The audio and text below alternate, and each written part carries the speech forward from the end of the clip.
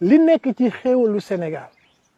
kaar bi sax feeñagul ndax Sénégal am na diamant Sénégal am na diamant loolu man maa dem ci conférence Amérique daje ki nga xam ne moom la gouvernement Amérique yónni woon en 1958 ñu koy wax docteur Power mu ne ma filon diamant bi nekk Afrique du Sud ñëw ba Abidjan Accra mi ngi Sénégal ma ne ko fan la nekk Sénégal mu ne mu ngi suufu montagne Fouta Djallon parce que bi montagne bi ñëwee daf ko rëkkaat mu delluwaat ci biir Sénégal am na uranium phosphate mënuloo ko am te mënoo am uranium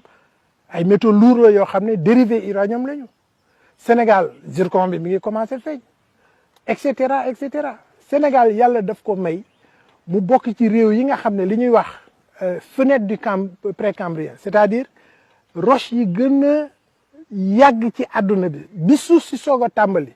roche yi ci gën a njëkk a formé yooyu mooy yor njëriñ bi yëpp moo yor diamant yi mooy def or yi mooy def uranium yi mooy def zircon yi mooy def yëpp